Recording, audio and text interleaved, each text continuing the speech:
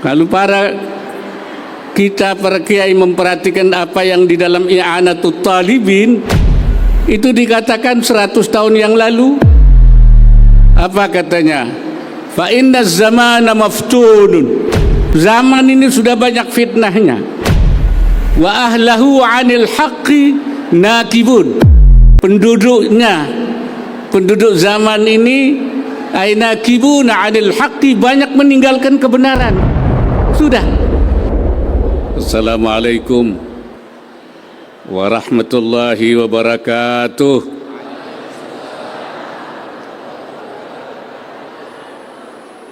Bismillahirrahmanirrahim.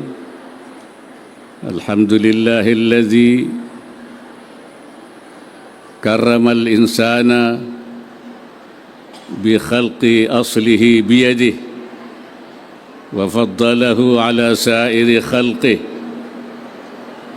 wa khalaqahu li khalifati ardihi wa imaratihi, wassalatu wassalamu ala khairi khalqihi sayyidina wa habibina wa syafi'ina wa maulana Muhammad nabiyyihi wa rasulihi wa ala alihi wa ashabihi wa ansarihi wa junudihi.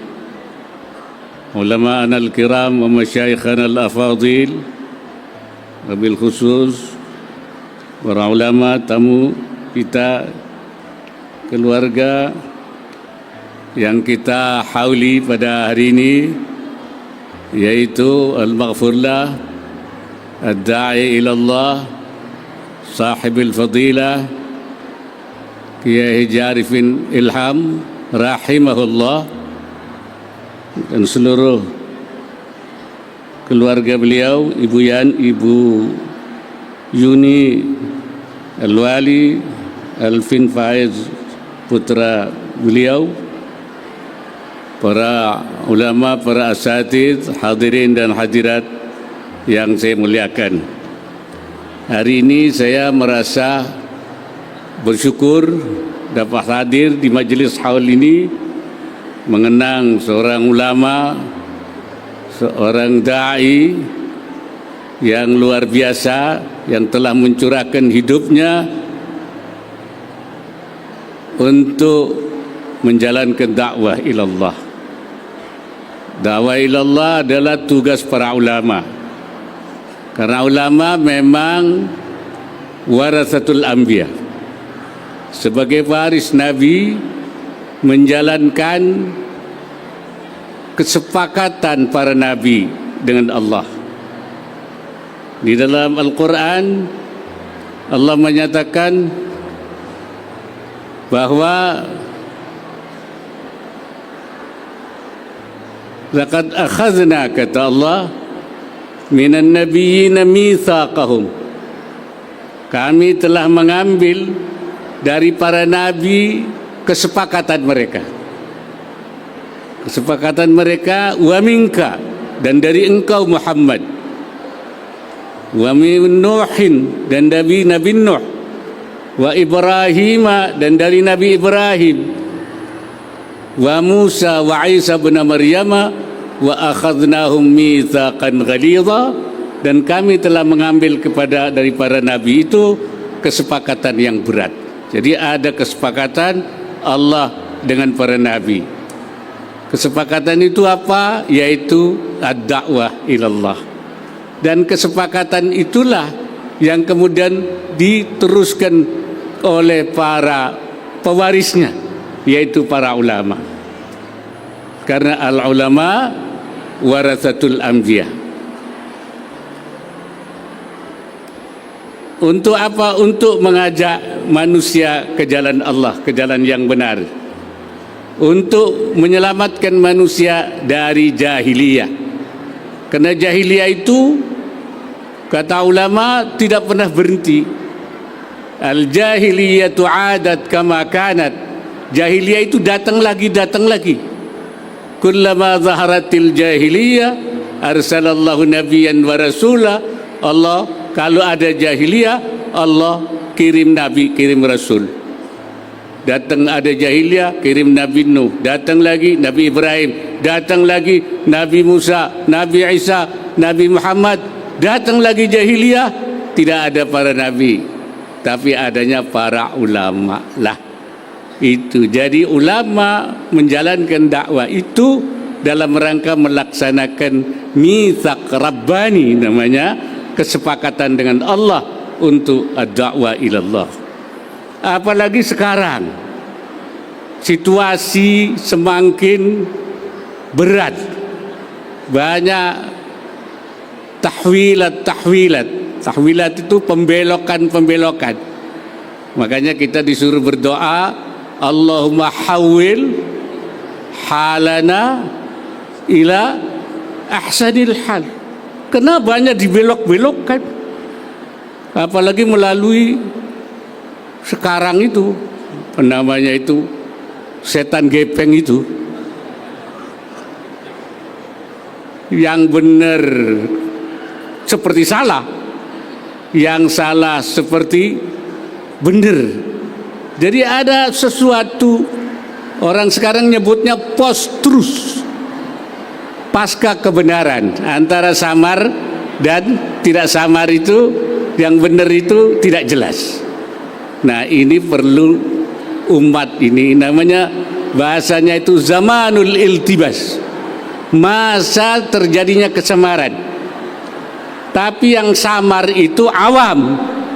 Kalau ulama tidak faham, tidak samar, ustadz tidak samar.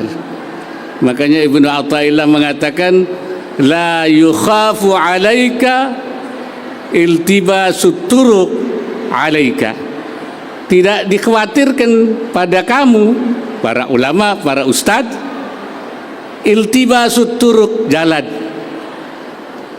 apa namanya, kesamaran jalan menuju Allah itu enggak samar buat ulama, buat ustadz. Kenapa?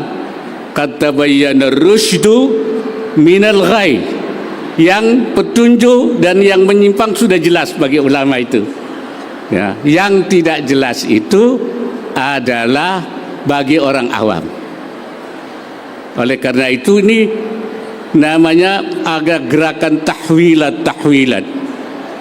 Bahkan kalau saya perhatikan, gerakan tahwilat itu bukan sekarang, sudah lebih dari 100 tahun itu.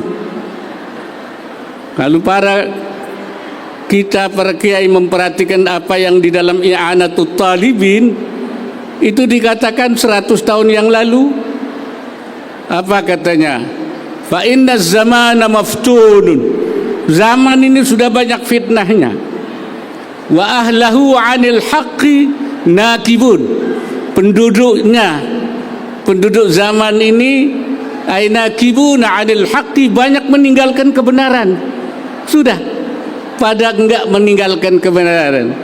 Illa man sya'allahu minhum wa humul aqallun, kecuali sedikit sekali di antara mereka yang dikehendaki oleh Allah. Jadi yang masih dalam jalan hak, fi sabilil haq, fi manhajil haq, fi manhajillah, itu tinggal sedikit. Yang banyak itu sudah nakibuna anil haq, sudah kena tahwil itu. Nah ini, jadi kita mudah-mudahan termasuk yang sedikit itu. Amin. Yang masih tetap di jalan Allah Subhanahu wa taala.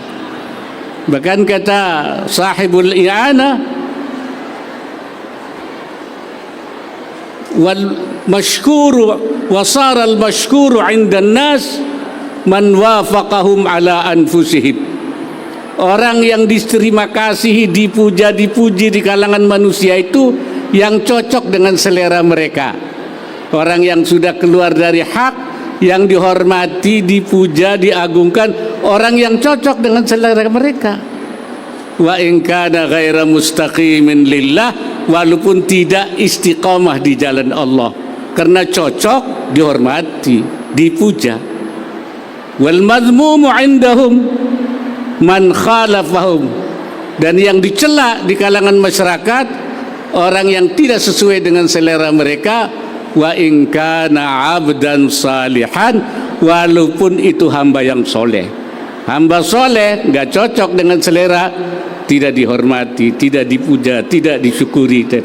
Ini situasi yang terbalik, ya, keadaan masyarakat itu.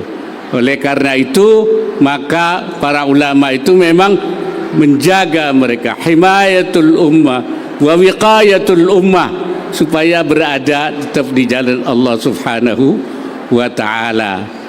Jadi itulah, bahkan yang ditahwil itu bukan hanya umatnya sekarang, bahkan kiainya yang kena tahwil. Yang belok itu kiainya. Karena apa? Karena ternyata Rasulullah sendiri pernah dibelokkan, bahkan hampir terkena. Rasulullah hampir, kata siapa? Kata Allah Subhanahu wa ta'ala dalam Al-Quran. Apa kata Allah? Wa in kadu la yaftinunaka 'anil ladzi auhayna ilaika litaftari 'alaina ghairah wa idzal lattakhaduka khalila. Kata Allah, hampir saja mereka orang kufar Quraisy itu la yaftinunaka ay la yuhawwilunaka, membelokkan kamu. Dibelokkan dari apa? Anil ladzi auhayna ilaika, dari yang kami wahyukan. Dari wahyu Nabi diajak kompromi, belok dari wahyu itu. Litaftari alaina ghairah, supaya mencari yang lain selain kami, selain apa yang dari Allah. Nabi saja digituin, apalagi kita. Dan kata Allah, wa idzal lattakhaduka khalila, kalau kamu mau belok, mereka akan menjadikan kamu sebagai sahabat setia, sebagai kekasih kalau mau belok. Walaula an tsabbatnaka, kata Allah, laqad kitta tarkanu ilaihim syai'an qalila. Andai kata tidak saya tetapkan, ini Nabi dijaga oleh Allah, maksum, dijaga. Andai kata saya tidak tetapkan hatimu, laqad kitta tarkanu ilaihim, hampir saja kamu condong sedikit. Nabi itu hampir condong sedikit, tapi dijaga oleh Allah, maksum. Idzal la'adzaqnaka dhi'fal hayati wa dhi'fal mamat. Andai kata bisa ditahwil, kami akan memberikan, merasakan siksa yang berat berlipat ganda, dhi'fal hayati di dalam kehidupan dunia, wa dhi'fal mamat, dan siksa yang berlipat ganda di akhirat. Tsumma la tajidu li sunnatina tahwila nasira, kamu tidak akan mendapatkan pertolongan lagi. Jadi maksud saya bahwasanya usaha-usaha untuk membelokkan umat, bahkan para ulama, bahkan Nabi sendiri, itu terus dilakukan oleh orang-orang yang tidak suka kepada Islam itu. Gerakan-gerakan ini baik itu nasional, bahkan juga global, sehingga kita jangan sampai jauh-jauh dari para ulama, dari para kiai. Amin ya rabbal. Oleh karena itu kita beruntung masih ada para ulama yang terus membimbing kita supaya kita tidak berbelok, ya, meninggalkan kebenaran, tapi kita tetap fi manhajillah, fi sabilillah, ya, fi manhajin rabbanin, manhajin ilahiin, manhajin tasyri'iin, ya, atau bahasa kerennya kita berada jalan hidup kita, way of life kita di dalam Allah, di jalan Allah Subhanahu wa ta'ala. Beliau Kiai Arifin Ilham sudah melakukan sepanjang hidupnya. Oleh karena itu saya minta kepada para penerusnya supaya ini diteruskan, dikembangkan apa yang telah beliau ini, dan para murid-muridnya, dan para muhibbinnya, para pencintanya, dan supaya jamaahnya tetap dijaga agar mereka berada di jalan Allah Subhanahu wa ta'ala. Barangkali itu yang dapat saya sampaikan, kurang lebihnya mohon dimaaf. Aqulu qawli hadza wastaghfirullahal azim, in uridu illa lislah. wa ma taufiqi illa billah. Hadana Allah wa iyyakum ajma'in ila aqwamit thariq wallahu al-muwaffiq ila aqwamit thariq. Wassalamualaikum warahmatullahi wabarakatuh. Assalamualaikum warahmatullahi wabarakatuh. Alhamdulillah alladzi allafa baina qulubil mu'minina fa asbahu bi ni'matihi ikhwana. Fa salatullahi wa salamuhu ala ar-raufir rahim habibir rabbil alamin sayyidina Muhammadin wa ala alihi al-mutahharin wa ashabihi at-tayyibin wat tabi'in lahum bi ihsanin ila yaumiddin. Allahumma ya rabbana alif baina qulubina واهدنا يا ربنا سبل السلام واجعلنا يا ربنا من المتحابين فيك ومن المتجالسين فيك ومن المتزاورين فيك ومن المتبادلين فيك إنك أنت على كل شيء قدير. اللهم يا ربنا لا تدع لنا في هذا اليوم المبارك ذنبا إلا غفرته ولا عيبا إلا سترته ولا مريضا إلا شفيته ولا غائبا إلا رددته ولا فقيرا إلا أغنيته ولا حاجة من حوائج الدنيا والأخرى إلا قضيتها يا أرحم الراحمين. ارزقنا يا ربنا التوبة قبل الموت والشهادة عند الموت والجنة بعد الموت. أما بعد, yang sangat kami cintai, kami muliakan para perindu guru mulia, para pecinta guru. Hamba yang beruntung adalah hamba yang di hatinya diberi oleh Allah kecintaan kepada guru. Termasuk ujian paling besar bagi seorang manusia adalah di saat diputus hatinya dari guru.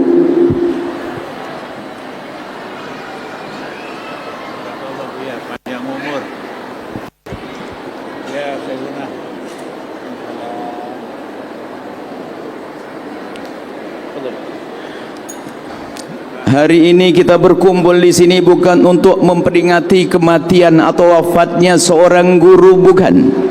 Hal jangan dimaknai mengingat atau memperingati wafatnya seorang guru, akan tapi justru hal itu adalah harus kita jadikan momen, kesempatan atau saat menghidupkan kembali guru kita. Apa yang dihidupkan? Kebiasaan beliau, ilmu-ilmu beliau. Seorang murid yang celaka adalah yang merasa sudah tidak punya guru lagi. Di saat guru wafat lalu hilang, sudah tidak punya ikatan lagi dengan guru, adalah murid yang celaka. Sebab guru sepanjang waktu hingga di surga, berkumpul di surga bersama baginda Nabi Muhammad sallallahu alaihi wasallam. Hari ini hari berbahagia. Semoga hari ini adalah hari memperbaharui ikatan hati kita dengan guru kita, murabbi kita yang mulia Kiai Muhammad Arifin Ilham. Dan hari ini Masya Allah disaksikan oleh orang-orang hebat. Di kanan kami adalah Al-Allamah Syekh Nuruddin Marbu, Masya Allah. Beliau adalah seorang alim besar dengan dakwahnya, dengan buku-bukunya yang sangat tampak dari bukunya. Beliau adalah orang yang kuat di dalam madhab kita Imam Syafi'i dan ilmu-ilmu syariat. Di kiri kami adalah penerus yang mulia guru kita Kiai Muhammad Arifin Ilham. Beliau adalah Ustaz Abdul Syukur. Dan juga di sini tadi sebelumnya tadi ada sambutan dari yang mulia Profesor Kiai Haji Ma'ruf Amin, dan juga di sini ada Habib Nabil Musawa dan para kiai-kiai yang kami tidak bisa sebut satu demi satu. Yang jelas mari kita menyadari bahwasanya perkumpulan kita saat ini untuk memperbaharui ikatan kita dengan guru kita. Sepertinya harus semuanya diajak kembali kepada yang mulia Kiai Muhammad Arifin Ilham. Sepertinya di sana masih ada yang harus kita bawa dulu yang di atas. Ayo kita kembali kepada guru dengan mengingat satu hal. Kita ingat Allah sekaligus ingat guru kita. Ingat Allah sekaligus ingat guru kita. Subhanallah lillah wa la ilaha illallah wallahu akbar subhanallah walhamdulillah wa la ilaha illallah wallahu akbar subhanallah walhamdulillah wa la ilaha illallah wallahu akbar. Baik, haul kita maknai sambung hati kembali kepada guru kita. Ujian besar seorang murid adalah di saat guru wafat. Tanda kesetiaan seorang murid kepada guru adalah di saat wafatnya seorang guru ada di mana murid itu. Ada yang qalib ali akibeh, yang di saat guru wafat langsung hilang pergi dan meninggalkannya, seolah-olah tidak pernah kenal guru. Sebab guru adalah guru, dan bersama guru banyak hal yang harus kita perhatikan. Ada program yang guru rencanakan atau sudah laksanakan, hal-hal yang selama ini dilakukan oleh guru kita. Tanda sambung kita kepada guru adalah melanjutkan apa yang sudah dirintis seorang guru. Dan murid hebat adalah murid yang merasa selalu gurunya hadir di dalam hatinya, biarpun katanya jauh, bahkan biarpun sudah wafat. Tolong kembalikan kerinduan anda dulu dan dulu. Di saat anda menghadiri tempat ini, hadirkan kembali. Disinilah anda kenal zikir kepada Allah, menyebut nama Allah dengan penuh kekhusyuan. Kami ingin menjelaskan tentang hakikat haul agar kita sadar betul bahasanya kita datang ke sini ada maksud, bukan hanya sekedar rame-rame. Kalau kita bicara haul itu paling tidak ada makna, 3 makna. Kalau kita bicara syariatnya haul itu apa sih? Ada cara berbakti seorang murid kepada guru, cara berbakti kita sebagai murid kepada guru, atau kita sebagai seorang anak kepada orang tua. Kalau ingin berbakti kepada beliau, minimal lakukan 3 hal. Lakukan 3 hal. Yang pertama adalah jangan kita memohon kepada Allah kecuali guru kita bawa dalam panjatan doa tersebut. Tanyakan dirimu sendiri, hei hamba Allah yang pernah kenal dengan guru Kiai Muhammad Arifin Ilham, apakah anda bisa mengingat beliau di setiap anda berdoa? Bawa dalam doa anda. Tanda bakti yang pertama adalah anda tidak memohon dan berdoa kecuali anda bawa guru anda, termasuk di dalamnya adalah orang tua anda. Hei hamba Allah yang sering lupa kepada orang tua, ingat, jangan anda lupa di saat anda memohon kepada Allah. Harus anda bawa guru anda dan orang tua anda dalam panjatan doa anda. Banyak orang membaca doa berlembar-lembar, bahkan mungkin berjilid-jilid doa, tapi dia lupa kepada orang tuanya dan lupa gurunya yang mengajarkan atau yang mengenalkan dia kepada Allah Subhanahu wa taala. Ini yang pertama. Yang kedua adalah haul kita maknai bakti. Yang kedua adalah jika kita punya kebaikan di sini bisa saja kebaikan urusan materi atau kebaikan yang Allah mudahkan kita di dalam membaca Al-Quran atau lain sebagainya. Kita mulai dari harta. Ini bisa diberlakukan kepada orang tua kita atau guru kita. Jika kita diberi oleh Allah rizki, jangan lupa kita potong rizki kita tersebut, kita hantarkan, kita berikan kepada orang tua kita atau guru kita. Saya tidak akan pisahkan antara guru dengan orang tua. Dua-duanya ini adalah senjata kita untuk sukses.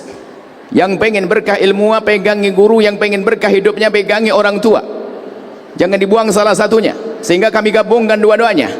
Kalau kita mendapatkan rizki seberapapun rizki itu, gaji 1 juta potong berapa puluh ribu, gaji juga potong berapa ribu, dan berikan kepada orang tua kita melalui rekening-rekening akhirat yang telah disiapkan oleh Allah, masjid, pesantren, fakir miskin. Ya, pastikan bahwasanya Anda tidak lupa di saat Anda mendapatkan karunia rizki, mendapatkan harta, mendapatkan rizki. Pastikan untuk guru, saya akan potong rizki saya untuk guru. Bisa saja kita berikan musola di samping rumah kita, atau program-program guru kita yang kita juga tahu kebutuhannya. Ini kalau kita punya hati dan punya bakti. Termasuk kebaikan-kebaikan yang kita lakukan, membaca Al-Quran dan lain sebagainya. Jangan lupa, kan dijelaskan oleh para ulama antara sampai dengan tidak sampainya. Kebanyakan mengatakan sampai, kita hadiahkan, semoga pahala Al-Quran mengalir kepada guru saya, kepada orang tua saya, dan seterusnya. Tapi yang paling utama adalah urusan harta tersebut, sebab ada sedikit beban ya, harus ada perjuangan. Kalau hanya baca Al-Quran ya penting, akan tapi tidak seberat yang namanya harta, dan manfaatnya harta ini akan tampak untuk orang banyak. Jadi pastikan, tolong, hei, berapa gaji Anda, hei hamba Allah yang merasa punya kecintaan pada guru mulia Kiai Muhammad Arifin Ilham. Tanyakan diri Anda sendiri, jangan tanya orang lain. Lalu berapa ribu Anda potong dari gaji Anda? Anda niatkan, jangan lupa untuk dua, orang tua Anda dan guru Anda. Anda berikan ke tempat mulia karena Allah. Itulah cara bakti yang kedua. Dan cara bakti yang ketiga, cara bakti yang ketiga adalah baik-baiklah dengan orang yang dibaiki oleh gurumu atau orang tuamu. Yang maknanya lebih luas lagi adalah, siapakah orang-orang yang pernah dibaiki oleh gurumu dan orang tuamu, dan rencana program apa yang pernah dibuat oleh gurumu dan orang tuamu, lanjutkan. Itu cara baktimu. Mulai dari keluarganya, ayo kita perhatikan. Anak-anaknya kita perhatikan. Iya, program-program yang ada di sini, ayo kita perhatikan. Kalau Anda punya hati yang melihat Allah, jangan sampai kita rajin ke sini di saat guru mulia masih ada. Setelah pergi kita pun jarang datang. Kok kebetulan pas hari ini datang, kebetulan hari ini akan diikat kembali. Setelah itu tidak akan lari lagi. Kita ikat kembali saat ini, malam atau pagi ini. Yang ketiga adalah baik-baik dengan orang yang dibaiki oleh guru kita, atau melanjutkan, meneruskan program yang pernah dirintis oleh guru kita. Itu bakti kepada guru. Dan tiga hal ini secara sederhana, dan kita tidak pengen yang hanya sederhana. Tiga hal ini, mendoakan, ada sedekah, kemudian baik-baik dengan orang yang dibaiki, ini akan tersimpulkan dalam satu kegiatan yang namanya haul. Haul itu kalau kita perhatikan, tiga-tiganya ada rizki yang dibagi-bagi, ada berkumpul dengan kawan lama, muridnya, guru-guru, kemudian ada doa di dalamnya. Maka ini haul. Sehingga hari ini kita hanya untuk belajar, setelah itu kita kembangkan lagi setelah kita pulang dari tempat ini. Kita sempurnakan, kita lanjutkan lagi. Doa-doa terus kita lanjutkan setiap kita sholat, setiap kita berdoa, dan kita buka-buka lemari kita. Ada rezeki apa yang bisa saya keluarkan untuk sebuah perjuangan? Urusan kita dengan Allah. Yang merasakan bahwasanya Kiai Muhammad Arifin Ilham sudah meninggal, dalam arti sudah hilang dari hati kita, celaka dia. Beliau wafat, ya, baginda Nabi wafat, tapi ilmunya tidak akan wafat. Yang dikatakan membunuh Nabi ini membunuh sunnah-sunnahnya. Membunuh guru adalah melupakan program-programnya. Programnya besar di sini, dan tadi kalau minta diceritakan, kita sering di sini di kamar sebelah ini bahkan waktu itu, dan kami tetap berharap bahwasanya kami pernah dengan beliau ingin merintis satu program besar tafakuh fiddin. Yang mulia Ustaz Abdul Syukur, mohon ini segera diwujudkan. Dan bahkan kami sempat mengajar, tidak tahu siapa yang saya ajar di sini. Saya ngajar kitab Safinah. Harus belajar fikih yang benar dari dasar fikih Syafi'i yang benar, karena masyarakat kita Syafi'i waktu itu. Beberapa kali dan seterusnya sampai beliau sakit wafat. Dan itu kami coba waktu itu. Tidak tahu siapa, angkat tangan yang pernah belajar waktu itu. Ada. Tolong dilanjutkan saya ini, tanggung jawab ini. sampai besarnya, karena tempat sudah ada, orang alim banyak, tinggal bagaimana merencanakan. Kalau kita pengen bukti, ya itu dilanjutkan. Dia dibuka, di samping ada zikir dahsyat, dan Nabi senang dengan zikir, ditambah tadi beliau sudah merencanakan. Artinya itu sudah dipilih oleh guru kita agar kita menciptakan satu suasana khusyuk berzikir, suasana ilmiah ini. Kemudian, dan kami juga ingin, kalau masalah indah, subhanallah, beliau memang subhanallah, dikit-dikit Allah, dikit-dikit Allah, dikit-dikit Allah. Jauh sekali kalau kita melihat diri kita, kekhusyuan kita. Beliau kalau menyebut nama Allah seperti dirasakan kelezatannya. Itu yang kami saksikan. Di saat dia memejamkan mata kemudian menyebut nama Allah, tampak beliau adalah orang yang khusyuk, disayang oleh Allah, dicinta oleh Allah. Nah ini, kita kembali kepada masalah haul tadi. Jadi sekarang ini kita perlu ngikat hati kembali kepada guru kita. Kalaupun anda ternyata masih berguru, loh, tidak ada masalah, guru boleh berbilang. Tetapi yang nggak boleh adalah kita mendapatkan guru lalu meninggalkan guru kita. Ini adalah kekurangan ajaran. Masya Allah, di sini banyak orang alim. Ini kebetulan yang datang Syekh Nuruddin, beliau kalau dari usulnya kayaknya sama dengan Kiai Muhammad tadi, sama-sama Banjar, orang Banjar, alim-alim orang Bali. Jadi banyak guru-guru ada di sini. Iya, kita mengambil guru dari orang lain, ya, akan tapi jangan lupa yang asas ada di sini. Dan alhamdulillah kita menemukan banyak orang, hamba-hamba yang jauh dari Allah. Ada yang berkata, saya jarang sholat dan sebagainya, setelah menghadiri majelis saya rindu sholat. Alhamdulillah, itu karena kekhusyuan hati beliau, ketulusan hati beliau dalam mengajak. Maka sangat rugi anda, hei hamba Allah, sangat rugi anda semua yang merasa pernah sambung dengan seorang guru, ternyata diam-diam diputus oleh setan dan anda tidak sadar. Maka kami ingatkan hari ini harus kita berbaharui lagi ikatan kita dengan guru kita. Guru kita sudah wafat, akan tapi perjuangannya tidak boleh mati, program-program beliau tidak boleh mati. Ada gurung sindur, ada sentul, ini semuanya harus kita hidupkan bersama-sama. Ingat, karena Allah subhanahu wa ta'ala. Dan sudah ada fasilitas, tinggal kita menghidupkan. Yang biasa menghadiri saat hidup beliau, menghadiri majlis saat beliau hidup, kami beri kabar gembira. Yang menghadiri saat ini tentu keberkahannya lebih besar. Di saat diganti oleh penerusnya tentu lebih besar. Kenapa kok lebih besar? Ada setannya. Setan berkata, bukan beliau, hanya penggantinya. Maka di saat anda memaksakan diri untuk datang, anda memerangi hawa nafsu anda, menjadi semakin berkah pahalanya, semakin gede pahalanya. Nanti insya Allah putra-putra beliau akan muncul suatu ketika nanti, yang sekarang pada masih belajar, insya Allah. Dan sering kami diskusi dengan beliau, ingat, tolong utamakan beliau. Ada pondok pesantren, kami selalu sampaikan, Ustaz, sumbernya dari sini. Boleh bangun pondok, tapi jangan lupa tempat ini. Dan berkali-kali saya ngomong, karena biasanya godaannya seorang murid itu di saat mulai bisa, dia lupa dengan gurunya. Maka saya ingatkan, saya sayang kepada beliau, dan alhamdulillah beliau istiqomah di sini. Kami selalu ingatkan, awas, antum sudah ada pondok, jangan sampai hanya ngurusi pondoknya sendiri. Bahkan kalau perlu pondok kita di nomor 2 kan, nomor 1 adalah miliknya guru kita. Nanti Allah akan berkahi, dan beliau terus di sini. Dan kami sampaikan, semuanya akan mengakhiri kisah hidup ini.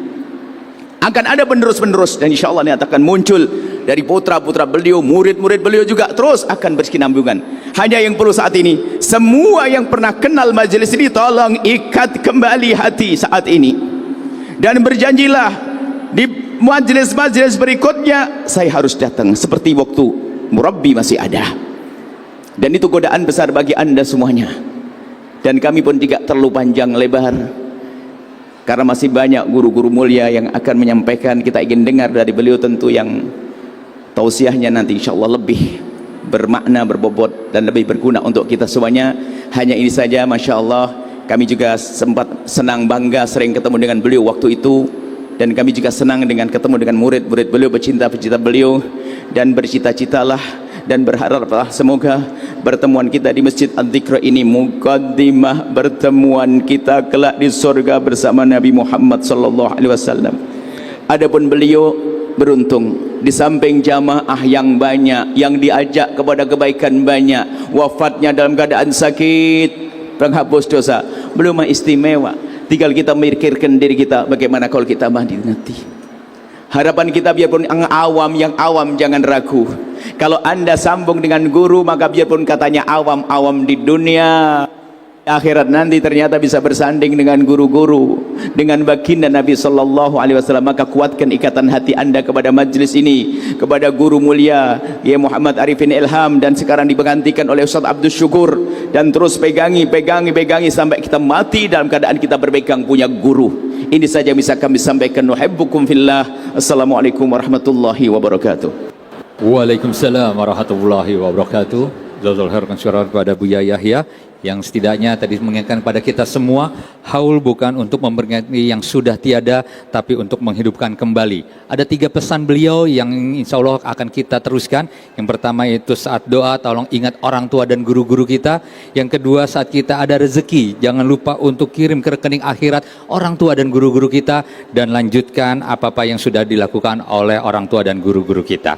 Baik ayah bunda rahimatullah, Bapak Ibu sekalian, dan berikutnya kalau tadi Buya Yahya dari Cirebon sudah memberikan nasihat kepada kita, berikutnya kita akan bergantian ke Jawa Timur, yaitu yang kami hormati, yang kami muliakan Gus Ubed, Kiai Haji Ubedillah Ahor, salah satu pimpinan Pondok Pesantren Al-Fatah Temboro, Magetan, Jawa Timur, yang memiliki santri puluhan ribu, bahkan ribuan juga dari luar negeri. Dan insya Allah hadir juga di tempat kita untuk memberikan nasihat yang berbahagia yang pada kesempatan hari ini. Pada Gus Ubed kami persilahkan.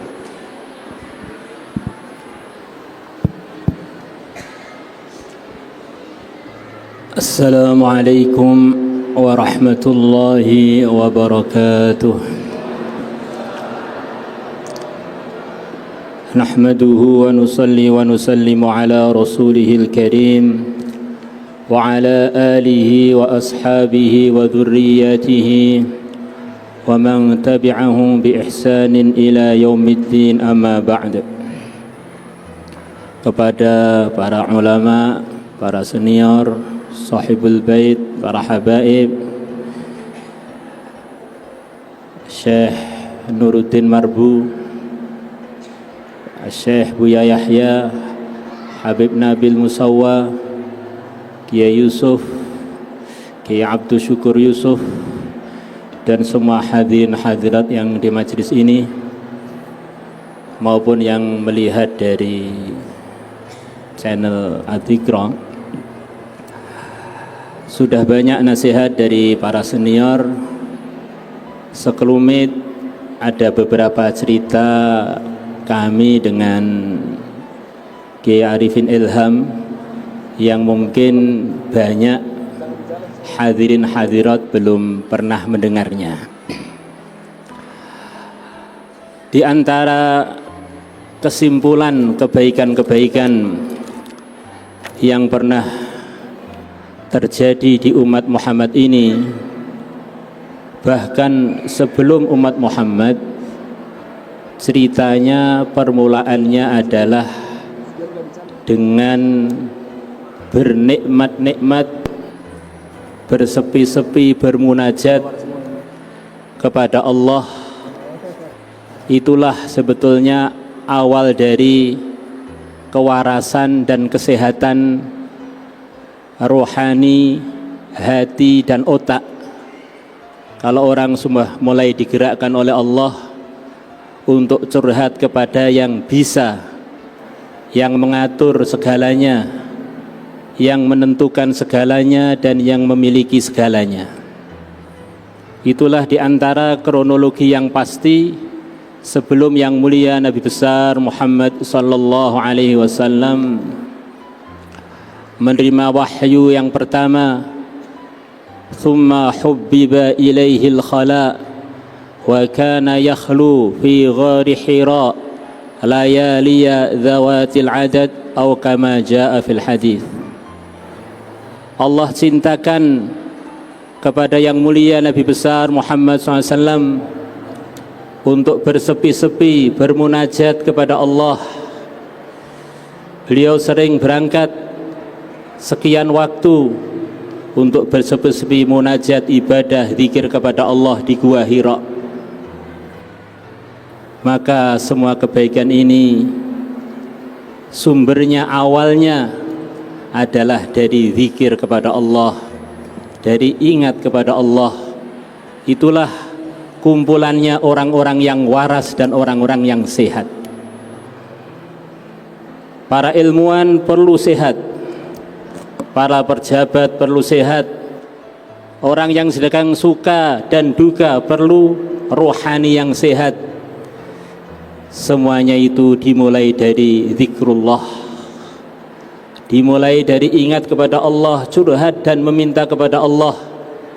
Karena hakikatnya selain Allah itu tidak ada, dikehendaki oleh Allah untuk ada, baru bisa ada.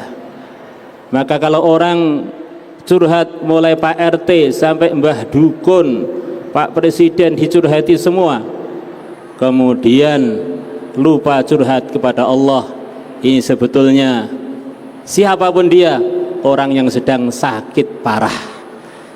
Itulah yang dikatakan Sayyidina Umar radhiyallahu anhu, kurang lebihnya zikir, ingat kepada Allah adalah obat, lupa kepada Allah adalah sakit, adalah penyakit. Orang tambah kurang ingatnya kepada Allah, tambah penyakitan. Tambah ingatnya kepada Allah, dia tambah sehat. Kalau kita jarang-jarang ingat kepada Allah, berarti jarang-jarang sehat. Kalau nggak pernah ingat, nggak ada sehatnya sama sekali.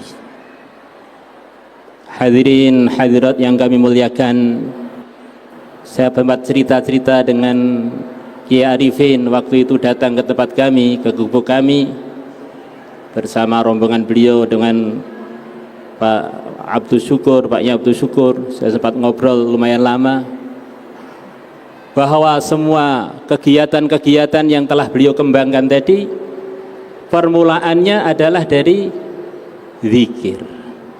Dari zikir berkembang sampai macam-macam kegiatan kebaikan, adanya masjid, adanya cabang-cabang, adanya madrasah, permulaannya adalah dari zikir.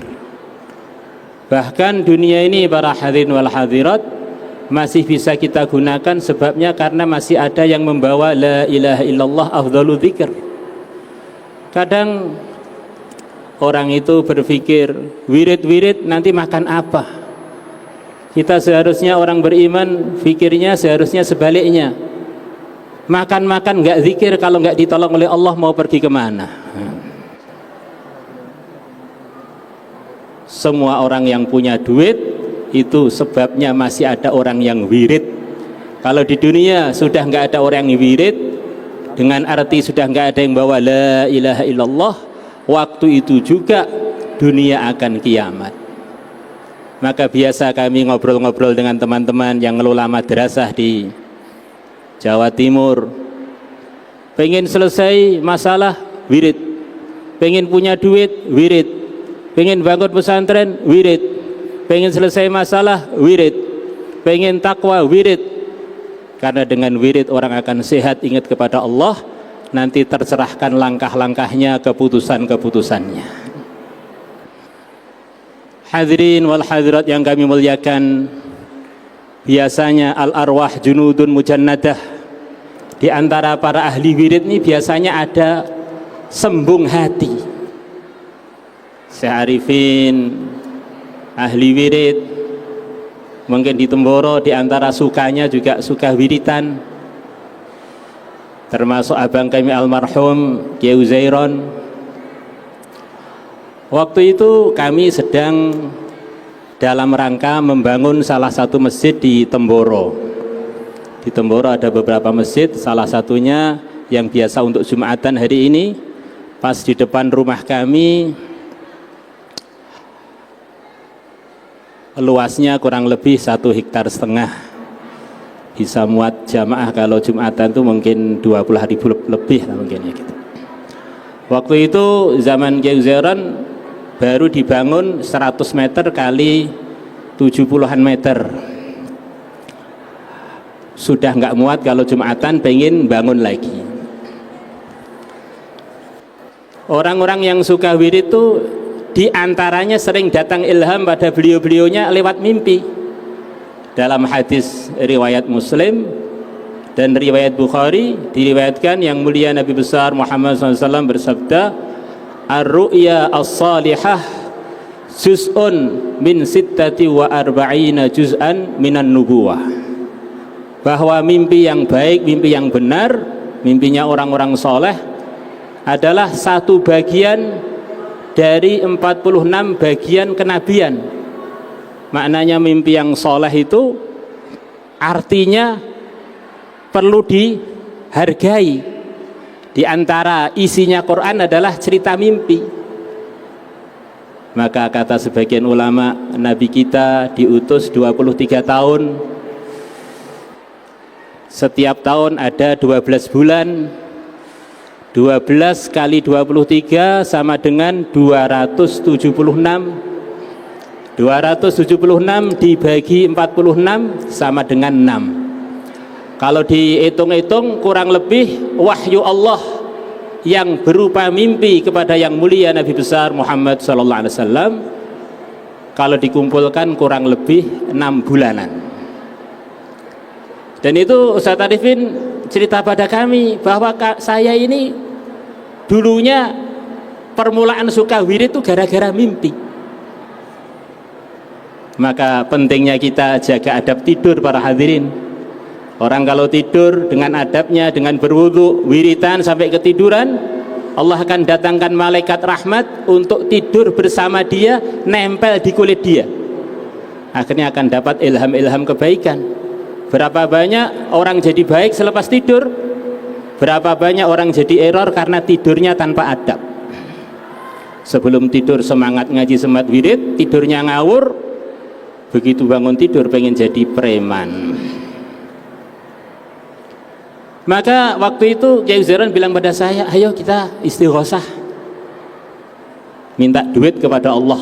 Nah, gimana bunyinya Kang? Saya bilang pada abang saya, ya wiritan terakhir, ya Allah saya minta duit untuk bangun masjid, masjidnya sudah penuh. Nah, maka kami pun istighosah ala Jawa Timur itu yang biasa di pondok kami, sholawat dan beberapa tasbih tahmid dan beberapa ngulang-ulang ayat Quran, ijazah dari sebagian guru-guru kami. Maka baru 1-2 hari kita wiritan, Kiai Zairon bilang pada kami, saya mimpi ajib ini. Perasaan saya di alun-alun Madiun, di Masjid Baitul Hakim ada istighosah. Saya datang ke sana. Di Madiun ada masjid kuno di alun-alun Madiun namanya Masjid Baitul Hakim, yang banyak guru-gurunya ulama di Jawa Timur, termasuk guru-gurunya sesepuh kami di Temboro, pernah jadi imamnya dan khotibnya Baitul Hakim. Ternyata tak lihat yang mimpin istighosah itu perasaan saya Khadir, baik pun beliau sebagai nabi atau sebagai orang soleh, perasaan saya yang mimpin tuh Khadir alaihi salam atau Khadir radhiyallahu anhu. Nah, maka saya lihat di antara bunyi yang saya ingat, ya Habibi ya Rahman ya Allah, ya Habibi ya Rahman ya Allah.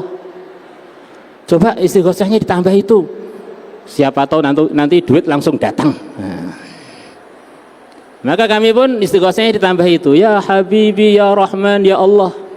Baru sehari atau 2 hari tiba-tiba ada tamu. Tamunya adalah Kiai Arifin Ilham.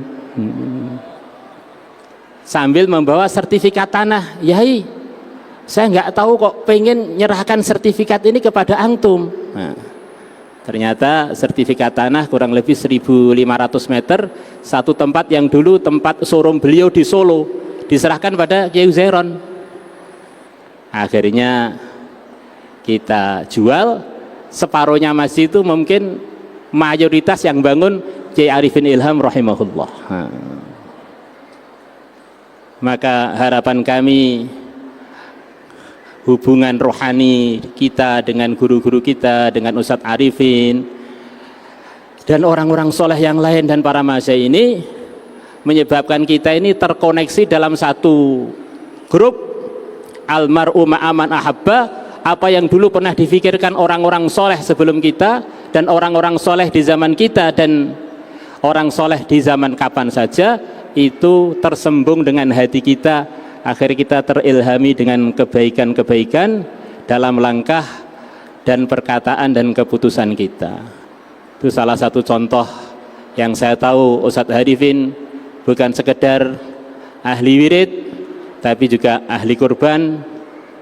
Di antara yang di belakang macam-macam kesuksesan perjuangan Islam yang diceritakan oleh para ulama, di belakangnya ada wirid Badar, di belakangnya ada Ya Hayyu Ya Qayyum. Qadisiyah, di belakangnya ada takbir 4 kali, yang seterusnya la haula wala quwata illa billah. Salahuddin Al-Ayyubi ketika mengambil Palestina, di belakangnya ada wirid Thariqat Naqsyabandi atau Qadiri. Muhammad Al-Fatih, di balik Allah membuka untuk beliau ibu kota Romawi Timur, ada seorang mursyid wirid yang mengajari beliau wirid mendekat kepada Allah, yaitu Aqa Samsuddin. Di balik macam-macam perkembangan Islam di India, yang diantara pimpinan terbesarnya adalah Aurangzeb Alimkir, di belakangnya ada mursyid besar Syekh Ahmad Al-Faruqi. Di belakangnya pemerintah atau orang Islam menang melawan Tatar di Mesir. Di sana ada doanya dan wiridnya Syekh Izzuddin Abdus Salam. Maka semua gerakan yang di belakangnya ada zikirnya akan kuat. Ini gerakannya orang-orang yang waras dan sehat. Sebaliknya, gerakan kebaikan apapun yang belum ada zikirnya, perlu ada zikirnya biar enggak ujung-ujungnya maksiat. Itulah yang bisa kami sampaikan. Semoga ada manfaatnya. Mohon maaf kepada para senior atas kelancangan. Assalamualaikum warahmatullahi wabarakatuh. Waalaikumsalam warahmatullahi wabarakatuh. Masya Allah, Gus Ubed mengingatkan kita apa yang sudah dilakukan oleh Kiai Haji Arifin Ilham, dan insya Allah akan jadi kita teruskan pesan beliau. Semoga kita menjadi kumpulan orang-orang yang waras dan sehat. Ya, semoga menjadi kumpulan orang-orang yang waras dan juga sehat, karena orang-orang yang waras dan sehat akan terus berwirid, akan terus berzikir, akan terus ingat kepada Allah Subhanahu wa taala.